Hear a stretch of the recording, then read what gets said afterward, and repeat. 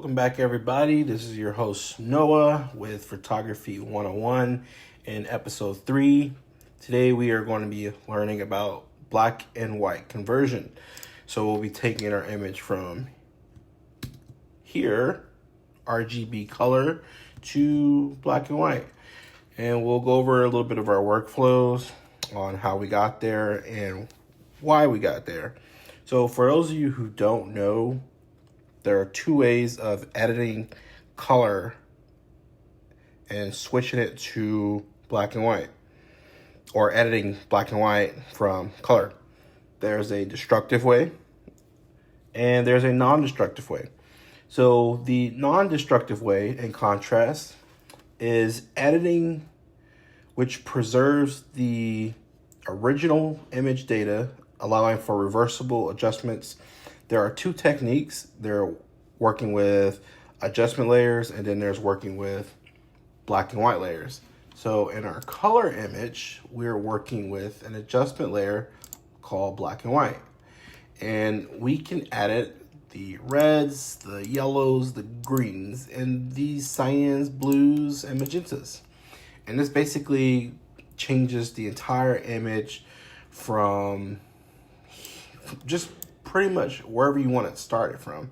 You're just messing with all the pigmentations of the flesh or the clothings, and you just go from here to here. This is a reversible, non-destructive way. This is pretty common for a lot of people who edit black and white. It's not one of my particular favorites. I never really edit black and white images using the black and white adjustment layer. So the way that I normally do it is one of my favorites, which is considered a destructive way of editing, and it's called grayscale mode. Grayscale mode is basically refers to the process of permanently altering the original image data, making it challenging to revert to the unmodified state. And context, converting images to grayscale methods include desaturation and removing the color permanently. So that's basically it. You're just removing all the color data, and you have nothing to edit but your tones. You have your highlights, your midtones, and your shadows, and that's all you're working with. For most people who's ever worked in film, that's practically all we did was worked with the tones. One of the best ways to do this is we're going to go to image, we're going to go to mode, and we're going to go to grayscale. And we're going to rasterize our image, and this gets rid of all the color information and makes it into a blank slate. And from here, if you notice, there's a lot of adjustment layers, like add adjustment, there's the black and white, the image, I can't remember this one is, but they're grayed out because we can't use them anymore. The ones we can use are like brightness and contrast, levels, and curves. And the reason is because those modify tones. They're all tone-based editing adjustments. So if we go to the curves, we see in our scale where all the whiteness is, all the darkness, and we can adjust every bit of that, making our image darker, making our image lighter, however you want to do that. So if you haven't worked with film before, I suggest working with film, working with black and white, let's say like Ilford or something like that. You practically get to just adjust tones, and it's tones all the way. So it's a little bit hard because you have to kind of figure it out on your own of where you want to lighten a part of the image or where you want to darken a part of the image. And you're not basically editing based on color, which is what RGB is. When you're using a black and white layer, you're editing based on the color. So I'm going to darken a face and with red, or I'm going to brighten it with red. And that's basically all black and white layers does, is you're editing based on that color. And you don't really get particular with it, because what if I wanted to edit just the hat? You know, what if I just wanted to edit the background? Well, then I have to go in and I have to create a bunch of mask layers, and well, I don't want to really do that.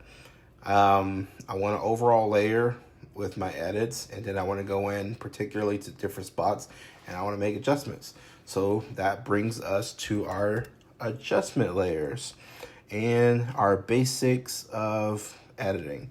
Now, in my last video, we had our working RGB, which basically creates my little favorite gadgets of tools for, you know, basic editing. You have your global adjustments, your local adjustments, your dodge and burn, and your retouch.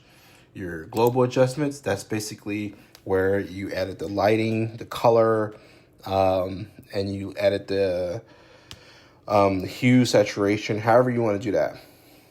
This is basically how you set your image up for, you know, before you get to the final stage. It's like putting the mayonnaise on bread. This is where we begin. So let's say I want to go in particularly and edit the lips, right? I want those lips edited. So I'm going to go ahead and go to my curves. That's going to go in my local adjustment because it's a particular part of the body that I'm working with, and we're going to change that. We can darken that, we can lighten that, or we can go through, we can change the color of it, super red or super blue, right? Opposite of red, blue. Well, in the RGB sense, cyan. So yeah, that's basically our workflow. We have our dodge and burn, which is the most traditional way that I use. So that's converting what's filling a layer with 50% gray, and we're using the dodge and burn adjustment tools to edit.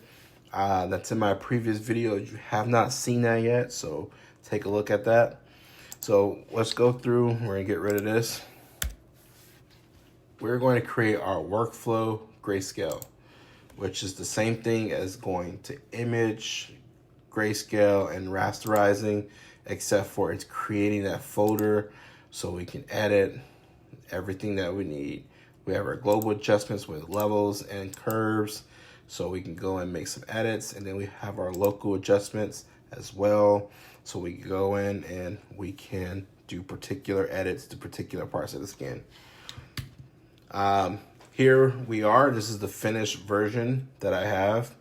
So as you can see, I have my global.